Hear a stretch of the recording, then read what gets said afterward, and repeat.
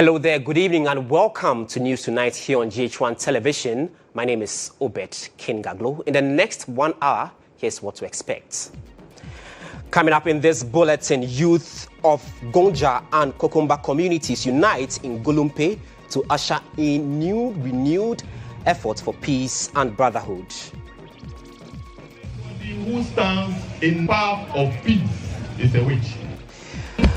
And also, Binduri District Assembly announces new measures to restore peace following renewed Kusasi-Mamprosi-related violence.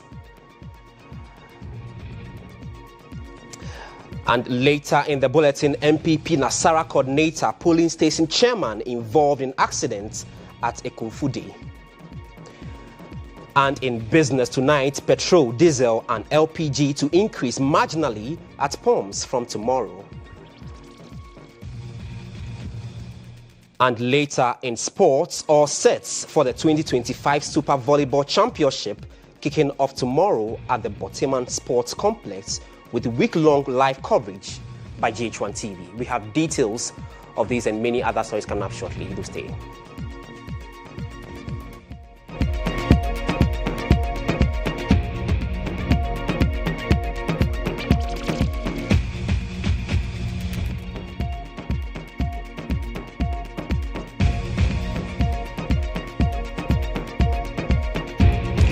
Grateful for choosing us. Remember, the bulletin is streaming on our social media handles at GHOne TV and also on Facebook. My name is Obed Gaglo. Let's settle for the details now. Now, Vice President Professor Nana Jane Opoku-Agyeman has visited victims of the Wednesday tragic stampede at the Owak Sports Stadium who are currently receiving treatment at the 37 Military Hospital, accompanied by the Deputy Minister for Defense, Broja Jemfi, and the Chief of Defense Staff, Major General William Ejapong. The Vice President spent time at the various wards interacting with each of the injured and offered words of comfort. He assured them of government's full support as they undergo treatment and recovery.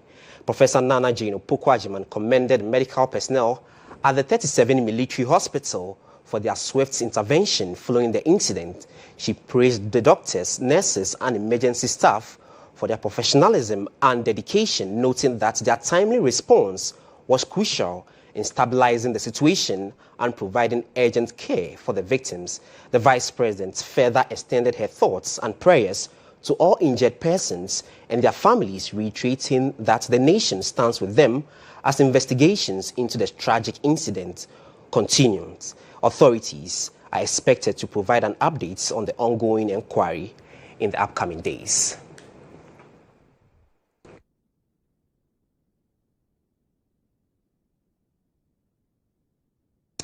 Away from that, the Nasara coordinator of the New Patriotic Party in the Asin North constituency, Vilinke Mohammed, is in critical condition after a serious motor accident at the Asin Ekunfude in the central region on Friday afternoon. A polling station chairman from Asin Breku in Chinso, identified only as Yaya, was also involved in the accident. He suffered life-threatening injuries leading to amputation of his leg at the scene. Both men were rushed to the St. Francis Xavier Hospital in Asimfosu, where they are receiving emergency care. MPP constituency organizer Collins Ejui, also known as Opinku, told GHOne News that the victims were traveling to a meeting with presidential aspirant Brian Champong at the Pentecost Church in Ekunfude. He explained that Vilinki Motor's bike were struck from behind where speeding rider whilst negotiating a curve, causing a severe injuries to both men. A third person, identified as Kweku Mensah, who was heading to a funeral, was also caught in the crash and is receiving treatment at the same facility. All three remaining on admission at the emergency ward.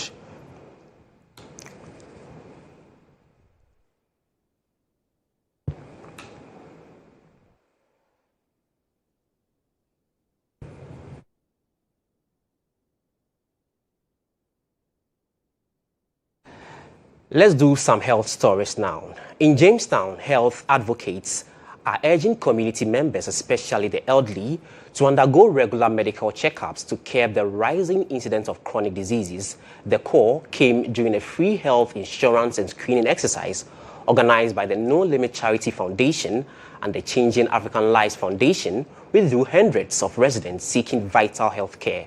There's more in this report. A free health insurance and medical screening exercise organized by the No Limit Charity Foundation in partnership with the Changing African Lives Foundation drew hundreds of elderly residents and community members to Jamestown. Participants were screened for conditions such as high blood pressure, diabetes, among others, while taking advantage of the opportunity to secure access to essential healthcare services. During the event, a beneficiary of the foundation, now a doctor of pharmacy, encouraged community members to undergo regular medical checkups to help reduce preventable illnesses. It's very, very important because it helps pick up some silent killers very early, like diabetes and hypertension. So it's very important that when these health screening programs are organized, you do well to participate. Speaking to journalists, Chairman of the Changing African Lives Foundation, Mark Pollack, said the initiative and the establishment of a learning center forms part of the foundation's commitment to developing young people in Gamashi and giving back to society. We believe in education. We believe it's key for children's support. It gives them a chance in life. In Jamestown, it has a history of a lack of education and the youth maybe having nothing to do and nothing to aspire themselves to. So we want to be part of the change. Executive Director of the No Limit Charity Foundation, Rita Esunam Gaglo, reaffirmed the foundation's dedication to improving the lives of children in Jamestown through education and other support programs. We've been able to educate a lot of children through school, empowered young people through our vocational skill training, and also when we come to the community, we've had several health screenings. We've given out funds to single mothers to start their businesses. So there's been so many things that we've done for the... Over the years, the No Limit Charity Foundation and the Changing African Lives Foundation have positively impacted children's learning outcomes through the 360 Learning Center project in Jamestown and various charitable interventions across the Volta, Central and Northern regions.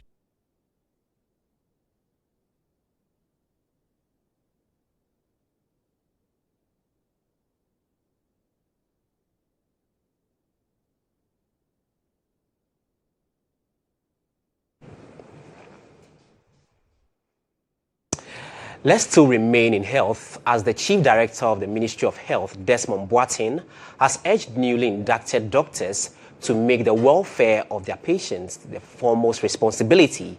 He emphasized that the importance of continuous learning and keeping pace with advancement in medical technology to enhance the quality of healthcare delivery. He noted that the perseverance and dedication of doctors demonstrated throughout their training will be essential to their professional journeys. He reaffirmed the ministry's commitment to safeguarding public health while ensuring that medical and dental practitioners receive quality training. There's more in this report. 637 newly qualified medical doctors from KNUST, UCC, UDS, and University of Health and Allied Sciences were officially inducted into the medical profession by the Medical and Dental Council of Ghana. The ceremony held at the University of Professional Studies in Accra marked the official transition of graduates into full professional practice.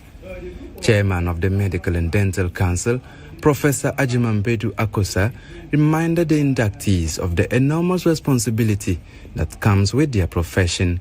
He urged them to uphold the highest standards of ethics and professionalism. Effort, your contribution towards the upliftment of the health of the people of this country. You have produced a child or children who have worked very hard and have come to join the global profession. Chief Director at the Ministry of Health, Desmond Boateng, encouraged the inductees to always prioritize the well-being of patients, pursue continuous learning, and keep pace with emerging medical technologies. Dear inductees, the oath you have taken today is not merely a formality. It is a solemn covenant between you and humanity. It is a commitment to place the welfare of your patients above personal interests, to uphold the dignity of your profession, and to serve with compassion, humility, and integrity. Some of the doctors expressed gratitude to their families and lecturers, pledging to serve their communities with dedication and compassion. Thanks to God, we've been able to complete successfully. And I'm hoping that with the training I've received, I'll be able to serve my patients very well, be empathetic, be compassionate, so that I can deliver good service to my patients. Proud parents also shared their joy, celebrating the achievements of their wards. A journey like this, there are ups and downs, but we know we are grateful to Allah for how far she has come and how far the family has come. New doctors dressed in white coats took the physician's oath and have been placed on the provisional register pending completion of their one-year mandatory housemanship. Now, away from health, coffee processing hubs in Ghana are stepping up efforts to connect farmers in Angoy in the Volta region to the international coffee market for better profits. The initiative aims to improve farmers' incomes and expand Ghana's footprint in the global coffee trade. But challenges such as high labor costs, irregular rainfall, and reliance on manual harvesting continue to hinder progress. Dr. Fortune Agbeli is the Chief Executive Officer of Fortune Coffee and a member of the Coffee Federation of Ghana, and joins us in studio for more on this issue about coffee trade in the country. So we will be bringing you that interview shortly about coffee trade in Ghana and how the International Federation of Coffee is stepping up efforts to help in the trade and processing of coffee in the country. And so shortly we'll be bringing you that interview with Dr. Fortune Agbeli, who is a member of the Federation.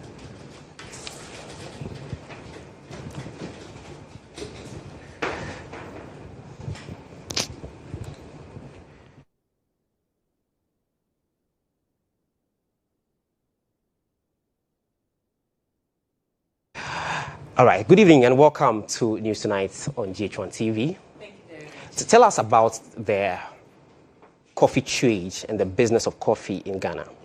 As we all know, Ghana, we grow coffee, or not so many people know, we grow coffee in Ghana. This can be found in Volta region, in Western region. Ashanti also has it, Bono, and even in Western, Eastern region. However, we know that we are not a heavy coffee drinker, so most of the coffee that we grow is sent outside Ghana. And particularly for the farmers, those are the border regions, like the Volta region in the Western region, these are sent to the neighboring country. So for the Volta region, most of this coffee traded in Togo. For the Western region, most of it is traded in Ivory Coast. Why do they choose to trade in Togo and Ivory Coast and not here in Ghana? Of course, because we are not a heavy coffee drinker. We are hoping that this is we can see already it's picking up, and we hope that it picks up, that we can leverage on the strength or the health benefits and the productivity that coffee also has for us as humans, or even for the economy. But until that is done, for now, most farmers, once they harvest their product, they are looking for markets, ready markets, and the market is ready in Togo. We are also not known so much to export a lot of coffee, but we are hoping that with the effort that is being done, particularly by the International Trade Center, with support from the EU and also the Ghana Coffee Federation, and then also partnership with Ghana Cocoa Board, that seedlings are being given to farmers. We are hoping that in the next 3-4 years, our coffee production will pick up. Right. Tell us, we know you are doing some activities to ramp up efforts about coffee trade in Ghana next week. Tell us about that. Sure. So last year was the first time that a coffee week was held in Ghana, and this year is the second edition. This year we are focusing, or the focus for this year's celebration is on sustainable production, value addition, and local consumption. Again, very important.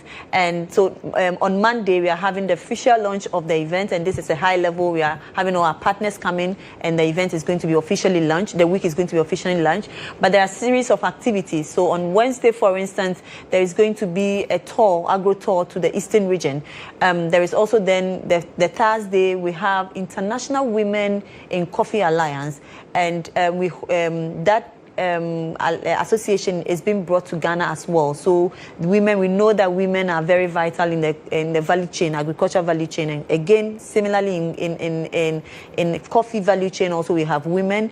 Not only in the production, but even in the not only in farming, but also the post-harvest value addition. We have a lot of women, as like in me, in case for instance, and we are having this with the support from the International Trade Center. We are having this association being formed also in Ghana. So it will be more like the gender dimension. And then there is going to be, and I think that is one thing that we would hope that a lot of people will pass by on Saturday. We are having more like a feast. All the local processors in Ghana, local coffee processors in Ghana are going to set up. We're going to brew the coffee, and there will be opportunity for people to try it, to also buy it. Right. Before you go, we know that definitely government plays a role in this endeavor. Mm-hmm. What's that one thing you think that government should help in terms of coffee trade? I think when it comes to the trade in Ghana, one challenge that we have as processors, so as a processor, Fortune Coffee, one challenge that we have is that when we get the coffee, we are unable to, our coffee is not graded. So we still have a lot of work to be done along the value chain. Particularly if you want to leverage on the export side, we need to invest in post-harvest, not only in the farming side, but the post-harvest production, where the hauling, the grading of the coffee, we need all of that. And also support to be able to put these coffee, the Robusta coffee is what we grow in Ghana, to be able to put it on the international markets. Right. Dr. Fortune Agbeli is the Chief Executive Officer of Fortune Coffee, and also a key player in the coffee trade here in Ghana. Thank you very much for joining us. We're grateful. Thank you for very coming. much. Away from that, let's move on to other stories.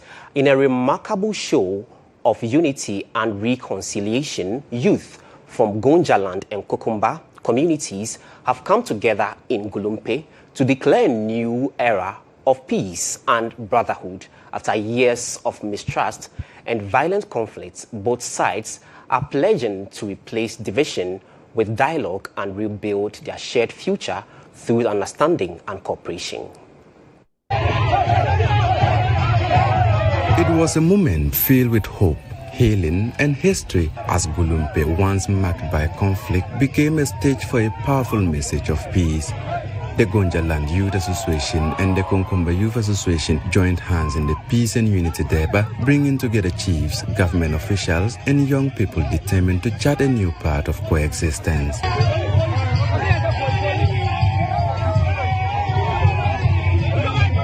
President of the Gonjaland Youth, Alassane Baba Darizan, urged the youth to move beyond the shadows of the past and focus on development, education, and economic growth, describing Gulumpe as a new symbol of reconciliation. We will continue to work hand in hand with our chiefs, our government, and our youth to ensure lasting progress for our people. Anybody who stands in path of peace is a witch.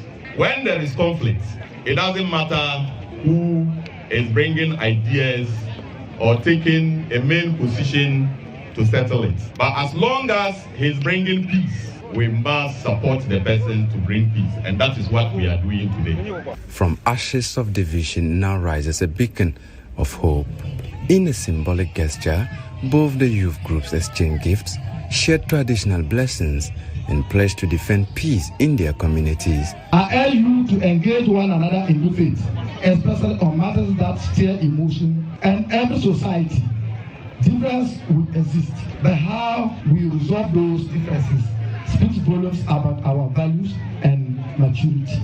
Titus GHOne also cautioned against inflammatory rhetoric and sensational reports as far as I want to say that all the youth around here be calm.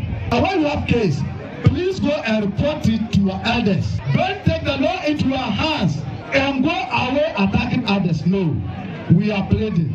Today, Rangers and Concomers are together. We don't have any conflict. Stay away from any issue that does not concern you. As drums of peace echoed across the Gulumpe Deba grounds, hope was renewed that the youth, once divided by violence, can become architects of a shared and a peaceful future. The Gulumpe Peace Deba marks what leaders describe as a new dawn for Gonja land and Konkomba land in Ghana.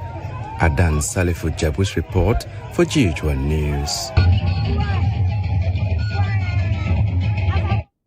Now, the Bindui District's Assembly in the Upper East region has outlined new strategies to restore peace and stability in the area following a spate of violent attacks attributed to the Kusasi-Mampusi conflicts. Addressing a crowd, Assembly members during a General Assembly meeting, District Chief Executive Adakudu Martin Alriku highlighted measures being implemented to restore calm in the district. He revealed that 9 police officers have already been deployed to the Bindui districts, with an additional 300 expected to arrive soon. Security checkpoints to improve police visibility and responsiveness, and a number of operative police officers have been deployed to the district. Additionally, the Assembly have renovated the DCD bungalow to accommodate the military personnel, further enhancing our security presence and responsiveness in the area. All the police left, but with the last engagement with RESEC, we have decided to bring 9 back. He had assured the good people of Kosar that they want to bring additional about 300 more police, but the strategy is not going to be like the old one.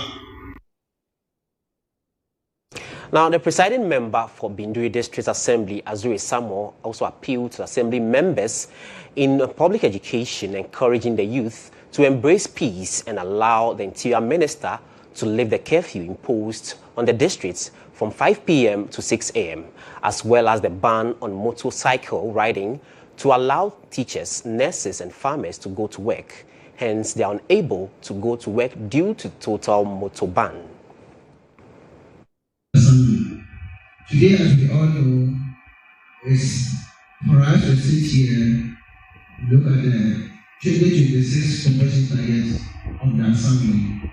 And so therefore, I encourage everyone over here to keenly participate and to ensure that the necessary inputs from your side is meted out so that together we can run the Assembly in the coming year.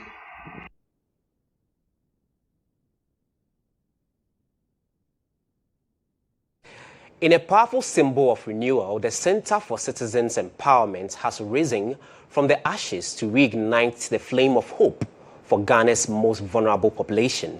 President of the center, Alex Nate, said the relaunch of the center marks not just a new beginning, but a promise of justice, equality, and empowerment for those who have been left behind.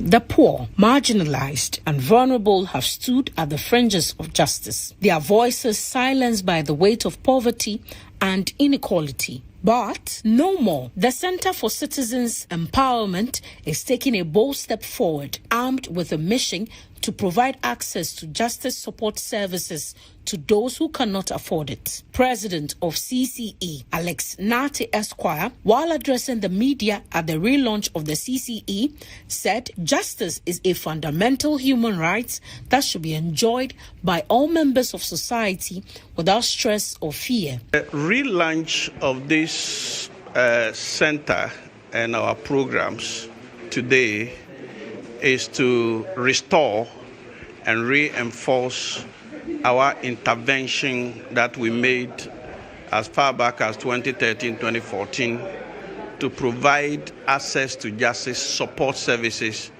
to the vulnerable and marginalized. You see, we live in a country where injustice is all over because many people cannot afford access to the cause of justice. Mr. Nati, who also doubles as an ADR practitioner, appealed to partners and stakeholders for collaboration and support, both financial, logistical, and moral. We urge all of us here, just as Hajia has done, and many others are doing, let us come on board. It shouldn't be about you and your family alone. It should be others as well. We should be the keepers of our neighbors.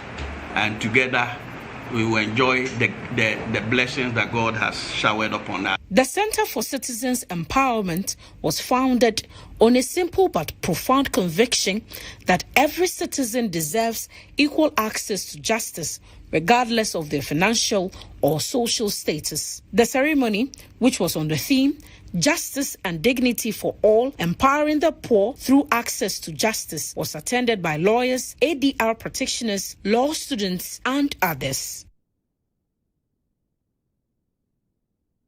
Still on justice delivery, the Chief Justice of the Republic of Ghana, Justice Paul Bafuboni, has urged traditional rulers to take keen interest in justice delivery system by fostering stronger partnerships that will enhance justice delivery to ensure peaceful environment. The Chief Justice said this when he and others by the Judicial Service of Ghana organized a brief ceremony to honor the Nkoswohene of the Kwewu Inkwitia, Nana Oredu Wadie the First, for his exceptional contribution to justice delivery and also the construction of a donation of a fully furnished circuit court complex.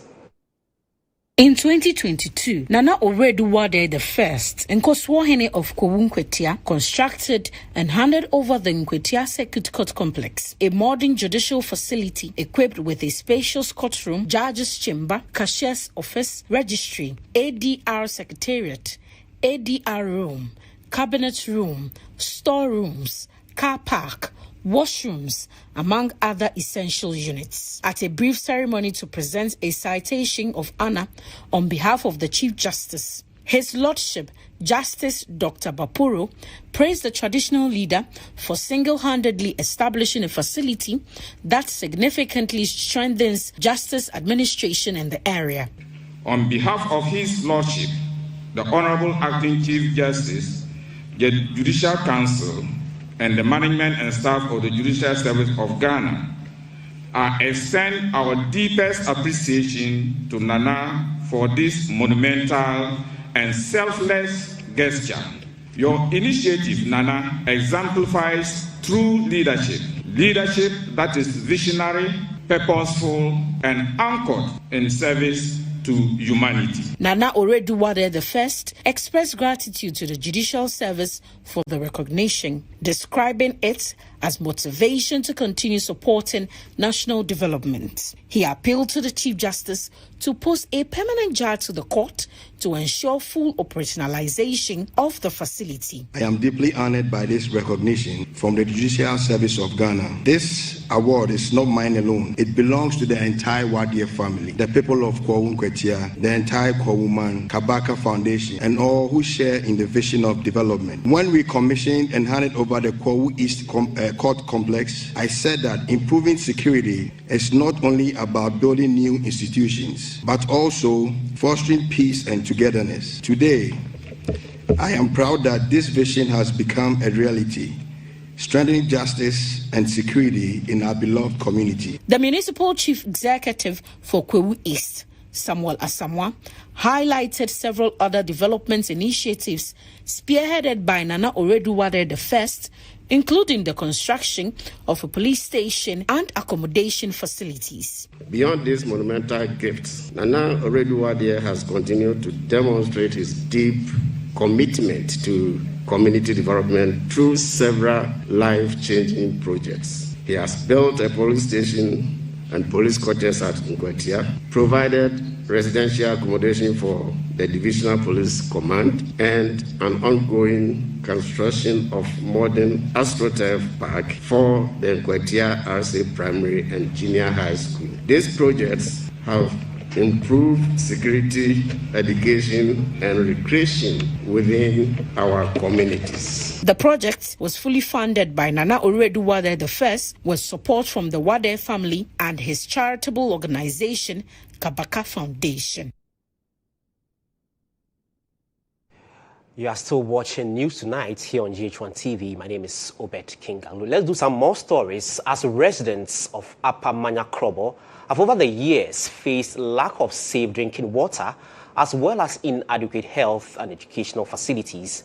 These challenges have contributed to waterborne diseases and rising school dropouts, but government's intervention is now underway to tackle these problems and many others. Our Eastern Regional Correspondent GHOne reports.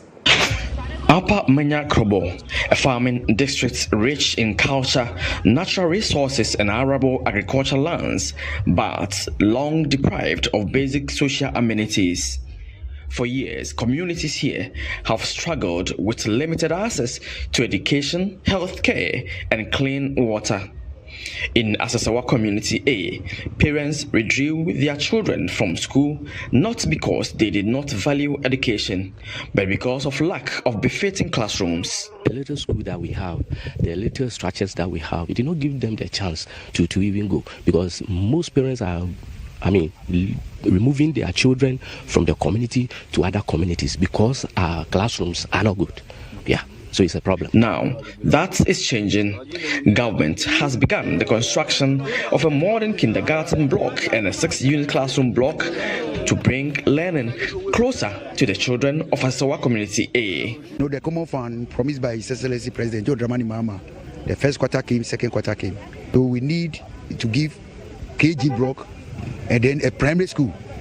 So the most pressing one is Asawa Community A. We give them KG block and a primary school, which we cast out today, is from the for communities like Mensadawa and its surrounding farming communities have had to travel long distance for medical care, sometimes with fatal consequences. That dream is finally becoming a reality. A new community-based health planning and services chiefs compound is being constructed, the first of its kind in the area. But perhaps the most pressing challenge has been water.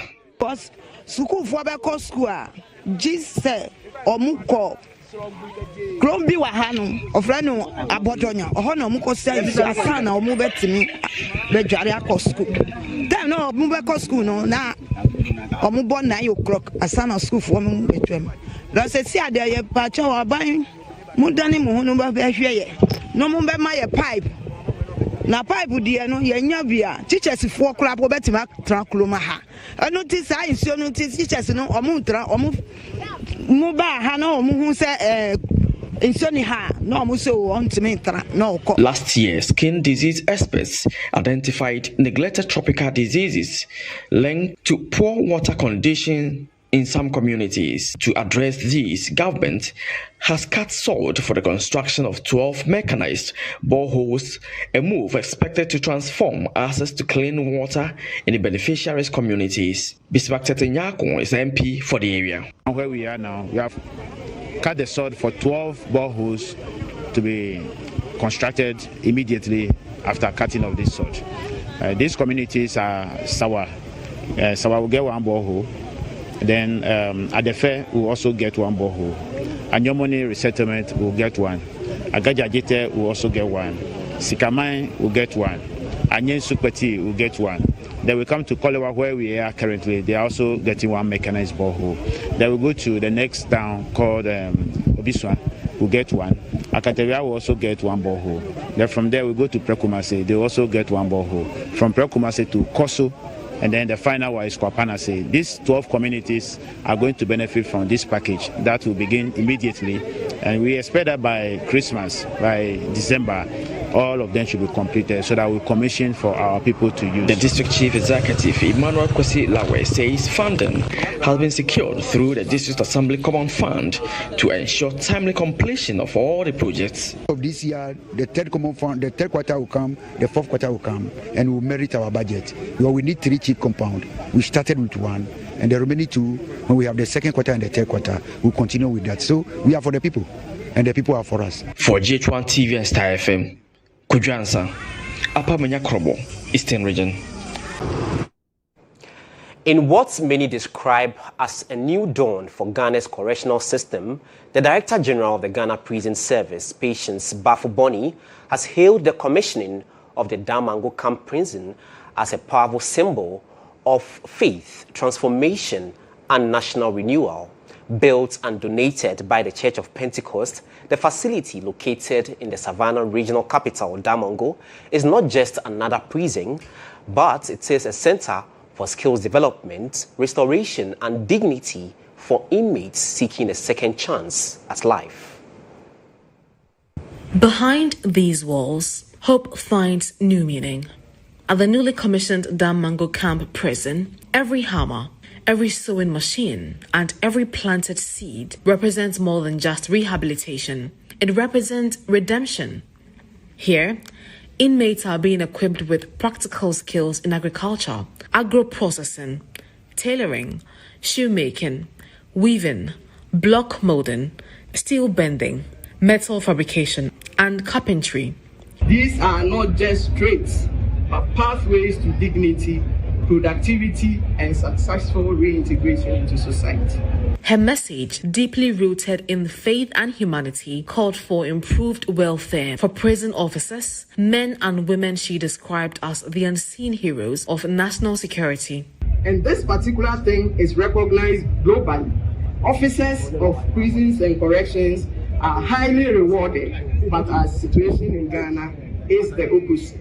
The Director General appealed for better conditions of service, including contagious disease and risk allowances, to boost morale among officers who spend long hours managing some of the country's most volatile inmates. The time is now to acknowledge the efforts and reward us accordingly to raise their morale. The Damango Camp, she explained, forms part of a strategic initiative to decongest existing prisons while making correctional facilities self-sustaining through large-scale farming and vocational training. It encompasses the protection of the public and the establishment of a self-reliant, sustainable correctional system powered by modern technology, innovation, and international best practices. The Director General described the project as a testament to what faith, leadership, and partnership can achieve, a model for future correctional reforms in Ghana. The Damango Camp Prison stands as a symbol of what can happen when faith meets purpose, a place where punishment gives way to productivity and incarceration becomes an opportunity for transformation.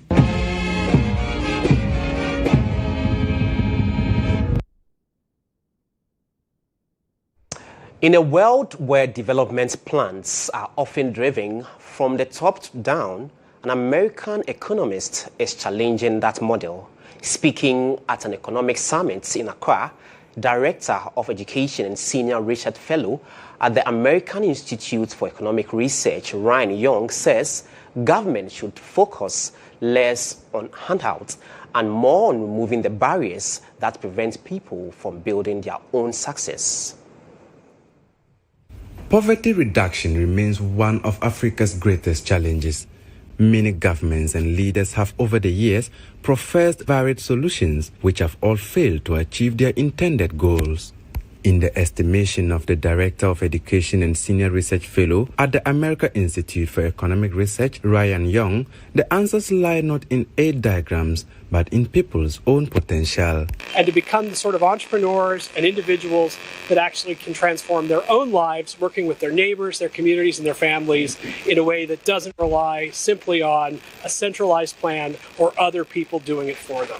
He argues that true transformation begins when governments create an environment of freedom where individuals, families, and communities can act on their ambitions without bureaucratic interference. Then we build from a position of freedom, both economic and personal, and of agency or personal responsibility, where individuals are assumed to be enough to make their lives better and where we don't have to rely on government to do it for them. He called for open and competitive credit systems, allowing lenders and entrepreneurs to make decisions based on risk, reward, and innovation. Creates an opportunity for there to be diversification in the sort of lending done. Instead, it should be people making those decisions as they evaluate the risk and the potential reward. The summit attracted local economic experts, including the Vice President of Imani Africa, Kofi Bentel. Being confident about the future is a function of knowing how we have arrived where we have and whether we have the wherewithal to sustain what we've done going forward. If the government succeeds, everybody benefits. So I want the government to succeed. If the city is stable, everybody benefits. I want the city to be stable. Various speakers agree that prosperity cannot be centrally planned. It grows from the ground up when citizens are free to dream, work, and create value.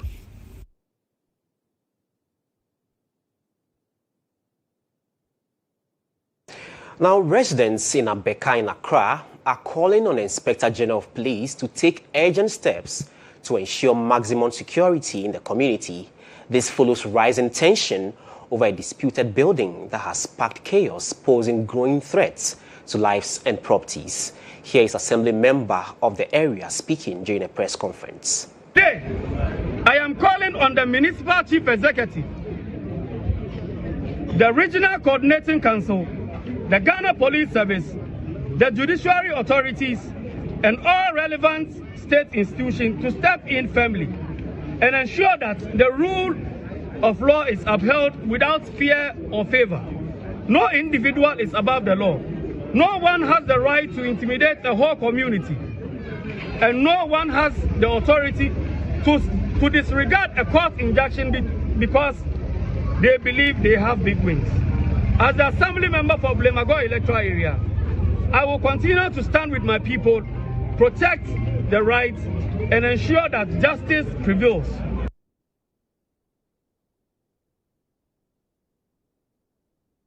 Our presidents of the Central Regional House of Chiefs and Paramount Chief of Breman Isukuma, or therefore Mwakwa Bwedu, is appealing to government to urgently repair the deteriorating roads in its traditional area.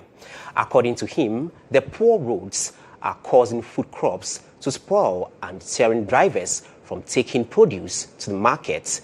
He pledged that the community will give its full support to government if their roads are fixed. There's more in this report.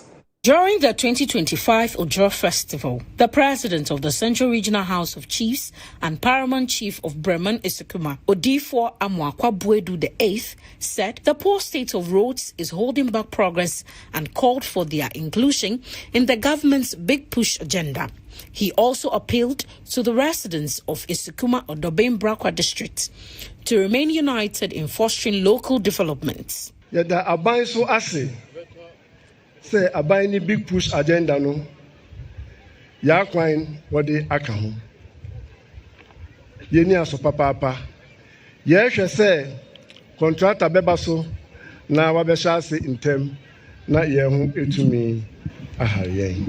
Central Regional Minister Eko Penye Eduama Ochi has called for stronger environmental protection, condemning attacks on forest guards. He also warned against the encroachment of government school lands and appealed to chiefs for support, pledging proper documentation to safeguard them. How about the secondary schools are seen now?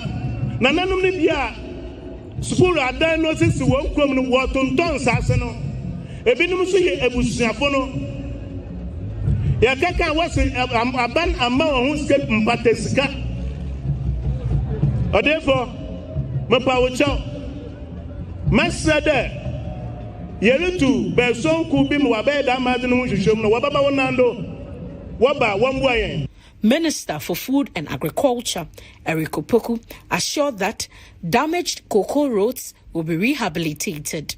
He highlighted the success of the government's Feed Ghana project in boosting local rice and egg production and announced plans to supply senior high schools with eggs to improve students' nutrition urging nationwide participation in the initiative.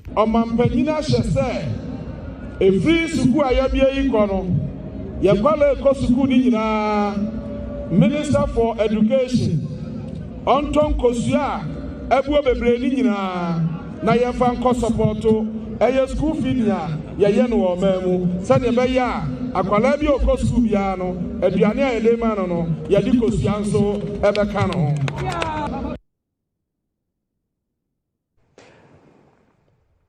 You are still watching News Tonight here on GHOne TV. My name is Obed Gaglo. Up next is business.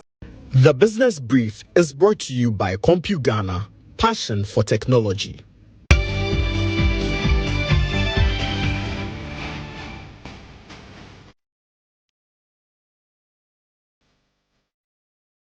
In business tonight, the Chamber of Oil Marketing Companies, COPEC, has announced that petrol, diesel, and LPG prices are expected to increase marginally at the pumps tomorrow. Ex-pump prices are projected to increase by between 1.18 to 3.54% for petrol, 1.53 to 3.82% for diesel, and 1.32 to 3.53% for LPG. The chamber says the marginal increase is due to the strong cedi appreciation, which is helping offset surging international fuel prices.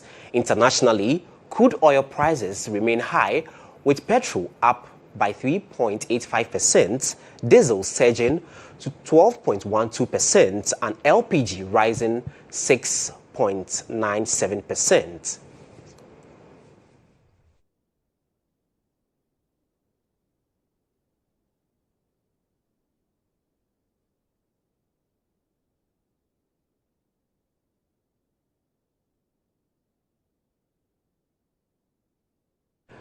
Now, the second edition of the Camel Treasure Hunt promotion has been launched with a grand prize of 100,000 cedis as the ultimate prize, according to management of Peasant Cousins, producers of camel products. The promotion is aimed at rewarding customers for their loyalty, especially during challenging economic times. Of the promotion is expected to offer cash rewards in a range of exciting products to participating customers. The launch held in Accra attracted numerous customers and distributors. Speaking to the media, Adiza Safianu, finance manager for PZ Cuisines Ghana, emphasized that the promotion forms part of their commitment to give back to customers. In 2024, we launched the first edition of Camel Treasure Hunt promo, born out of a desire to add value to the lives of our cherished customers during challenging times. We recognize the economic pressures facing individuals and families, and we stepped forward with a campaign that offered not just reward, but relief and support. We launched Camel Treasure Hunt 2 promo in solidarity with all customers and our trading partners, rewarding loyalty alongside a little extra excitement. Category manager at PZ Cuisines, Clara Ofori Edu, also outlined the modalities of the promotion. From the 14th November 2025 to 15th February 2026, that's a 13-week running, every purchase of Camel antiseptic liquid becomes a ticket to exciting rewards. The mechanics remains simple. Buy any Camel antiseptic product, scratch the panel, reveal the unique code, and text it to the number 1393. Collect all 5 letters of the set CAMEL, and with the grand prize, you win that 100,000 Ghana cedis. The Camel Treasure Hunt promotion runs until February 15, 2026.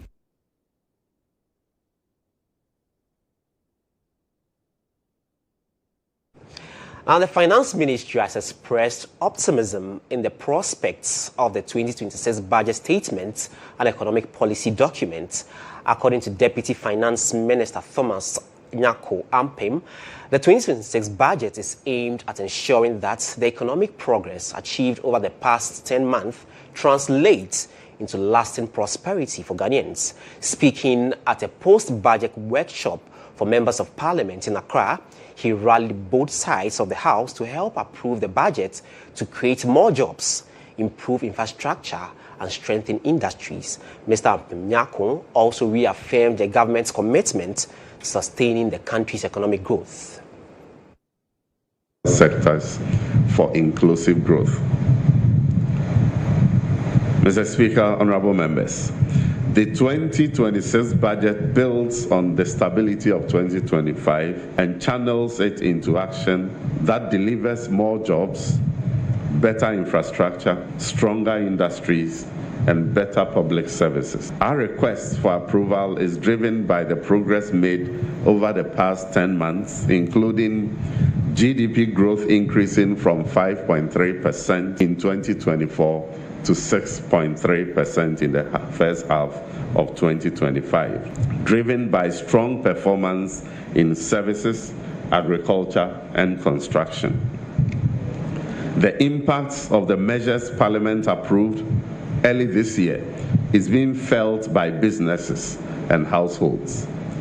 The rally call is for government to turn this new stability into prosperity, and this budget seeks to do exactly that.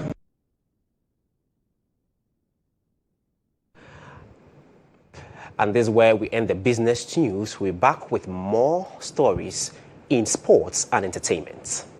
The Business Brief was brought to you by CompuGhana, passion for technology.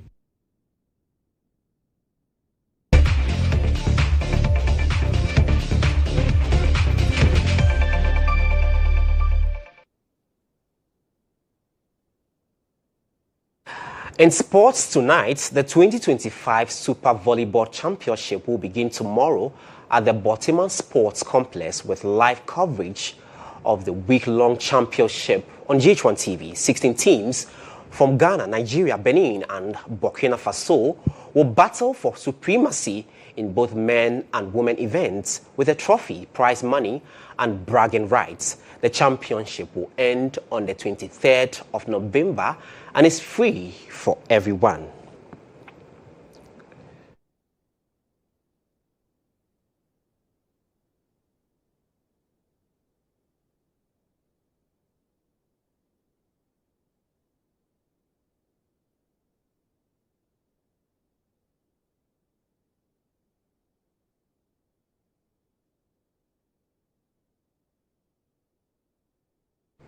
And trust the sports team led by Joy Champo and Monica Bukari to bring you exclusive coverage of that championship. But away from that, President of the Pan-African Scrabble Association, Adekoji Adembasin, has praised Ghana for good organization of the 2025 World English Language Scrabble Players Association Championship that is set to come to an end tomorrow at the Palms by Eagle in Accra. The week-long event has seen some incredible competition from all 280 athletes representing 24 countries across the globe, and Mr. Agbimasin believes Ghana's association has organized a good championship.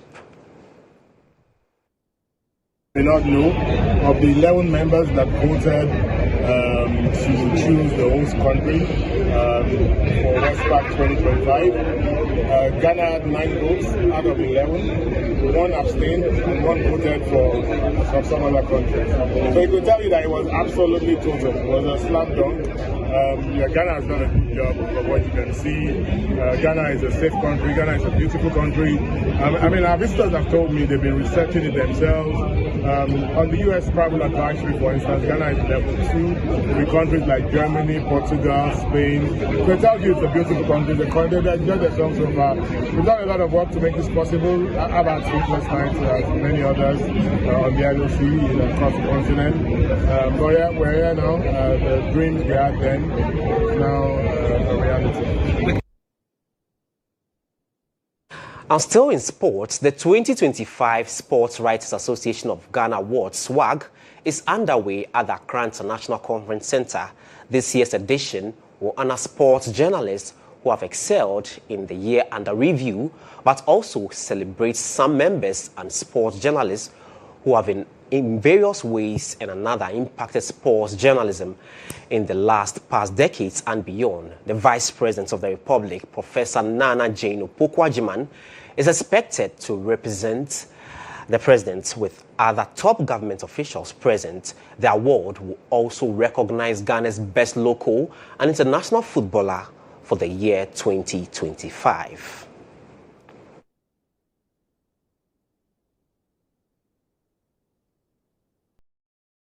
And this is where we end the sports news. Up next is international.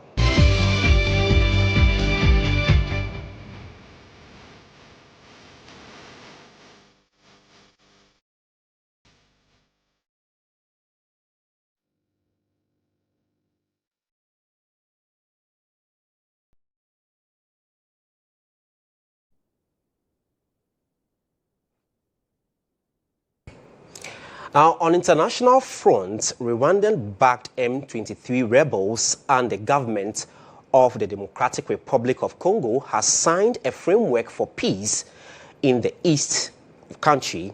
The ceremony was held in Qatar, which, along with the U.S. and the African Union, has been trying to mediate an end to the decades of conflict in the resource-rich region. The new framework also addresses humanitarian access, the return of displaced people, and protection of the judiciary.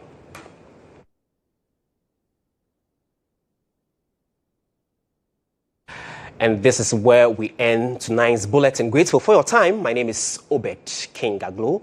On behalf of the production led by Rosemond Akwakwa-Ajete and Stella Boche, have a good evening.